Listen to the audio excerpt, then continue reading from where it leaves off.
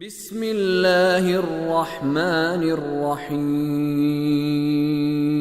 فقال لهم رسول اللہ ناقة اللہ وسقیاها فكذبوه فعقروها فدمدم عليهم ربهم بذنبهم فسواها ولا يخاف عقباها۔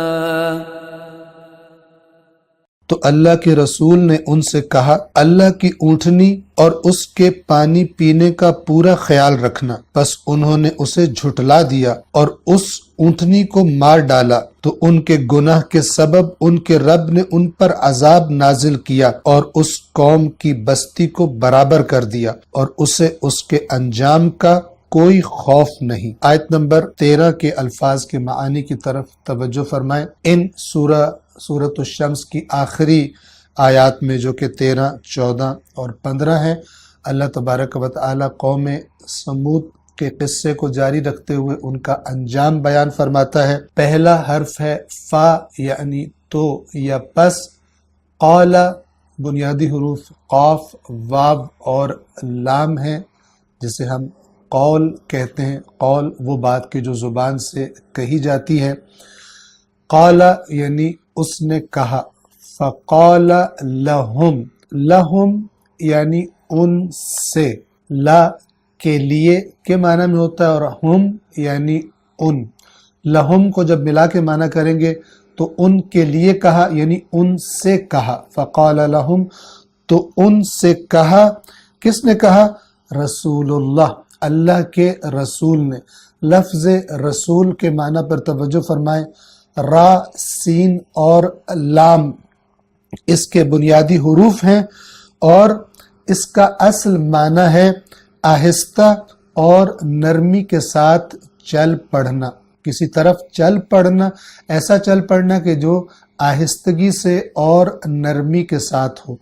بس لفظ رسول کہ جس کا معنی کسی کو بھیجنا، کوئی پیغام دے کر بھیجنا، جس کو پیغام دے کر بھیجا جائے، عربی زبان میں اس کو بھی رسول کہتے ہیں، اور بعض اوقات خود پیغام کو بھی رسول کہا جاتا ہے۔ قرآن کریم میں انبیاء کو بھی اللہ نے اپنے انبیاء کو بھی رسول کہا ہے، اور بعض اوقات فرشتوں کو بھی اللہ تبارک و تعالی نے رسول کا نام دیا ہے۔ قرآن کریم میں اللہ تبارک و تعالی نے انبیاء کے لیے بھی لفظ رسول استعمال کیا ہے، اور ملائکہ فرشتوں کو بھی اللہ تبارک و تعالی نے قرآن کریم میں رسول کے نام سے یاد کیا ہے۔ توجہ فرمائیں، ہم نے جو را، سین اور لام کا معنی بیان کیا تو اس کی مناسبت کو اگر ذہن میں رکھا جائے تو رسول کے معنی میں آہستگی اور نرمی کا پہلو بھی پایا جائے گا، یعنی اللہ کی طرف سے آنے والا رسول اپنے اندر نرمی اور ملائمت رکھتا ہے۔ اگرچہ جو ہم نے بعثت کا معنی بیان کیا گزشتہ دروس میں، اس میں ایک تڑپ اور ایک جذبہ اور ایک بھڑک پائی جاتی ہے۔ تو اگر ہم لفظ بعثت اور لفظ رسالت دونوں کے بنیادی معنی کو ملا کر دیکھیں تو ایک اللہ کا نبی کس شخصیت کا حامل ہوتا ہے کہ ایک طرف سے شدید جذبہ جو اسے بیٹھنے نہیں دیتا، شدید تڑپ کے جو اس کو آرام نہیں کرنے دیتی، اور وہ چاہتا ہے کہ تمام کی تمام انسانیت تک یہ پیغام پہنچے تاکہ وہ نجات پا جائیں، دنیا و آخرت میں وہ کامیاب ہوں، ظلم کرنے والے کو روکا جائے ظلم سے، مظلوم کو ظالم سے نجات دلائی جائے، اور اس طرح کی باقی تمام باتیں، عدل و انصاف، انسانوں کے حقوق ان کو ملیں، انسانوں کے درمیان طبقاتی فرق نہ ہو، کسی گورے کو کسی کالے پر، کسی عرب کو کسی عجم پر۔ تمام قومیں اور قبیلے اللہ نے پہچان کے لیے بنائی ہیں، ایک دوسرے کو تاکہ پہچان سکیں، اور احترام اور مرتبہ بڑا اس کا ہے جو تقوی کے اعتبار سے زیادہ ہے، وہی اللہ کے نزدیک بڑے مرتبے والا ہے۔ نہ زیادہ مال سے، نہ کسی خاندان سے، نہ کسی قوم کا فرد ہونے سے اللہ کے نزدیک کسی کو کوئی برتری حاصل نہیں ہوتی۔ اگر برتری حاصل ہوتی ہے تو وہ تقوی کی بنیاد پر اللہ تبارک و تعالیٰ کے ہاں برتری حاصل ہوتی ہے۔ تو آپ توجہ فرمائیں، ایک طرف یہ جذبہ ہے اللہ کے نبی میں موجود ہوتا ہے، اور دوسری طرف نرمی اور آہستگی اور ملائمت بھی موجود ہوتی ہے۔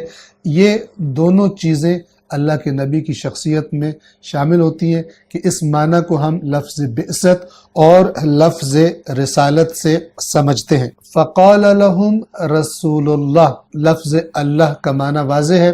اللہ کے بنیادی حروف حمزہ، لام اور ہا ہیں، اور اس کا معنی ہوتا ہے جس کی عبادت کی جائے، وہ ذات جو معبود ہے جس کی عبادت کی جاتی ہے، یا بعض اہل لغت کے مطابق اس سے مراد وہ ذات کہ جس کے بارے میں عقل حیرت زدہ رہ جائے، جس کی تہ تک کوئی عقل نہ پہنچ سکے، اور پھر اس ذات کی وسعتوں میں، اس کی صفات میں کو دیکھتے دیکھتے اس کے مشاہدے میں بالآخر عقل حیرت زدہ رہ جائے اور حسرت زدہ رہ جائے۔ لفظ اللہ در حقیقت الالہ تھا کہ جو بعد میں زیادہ استعمال ہونے کی وجہ سے، زیادہ بولا جانے کی وجہ سے الالہ سے اللہ بن گیا۔ اور یاد رکھیے لفظ اللہ کے اندر اس کے معنی میں اللہ تبارک و تعالیٰ کی تمام صفات پائی جاتی ہیں۔ باقی اللہ کے صفاتی نام ہیں جیسے رحمان، رحیم، قہار، غفار، الملک، القدوس، السلام، المؤمن، المہیمن، العزیز، الجبار، المتکبر، المصور، یہ سارے کے سارے نام صفاتی نام ہیں، کسی ایک صفت پر اشارہ کرتے ہیں، لیکن جب ہم اللہ کو یا اللہ کہہ کر پکارتے ہیں تو گویا ہم نے اللہ کو اس کی تمام صفات کے ساتھ پکارا ہوتا ہے۔ السلام علیکم ورحمۃ اللہ وبرکاتہ۔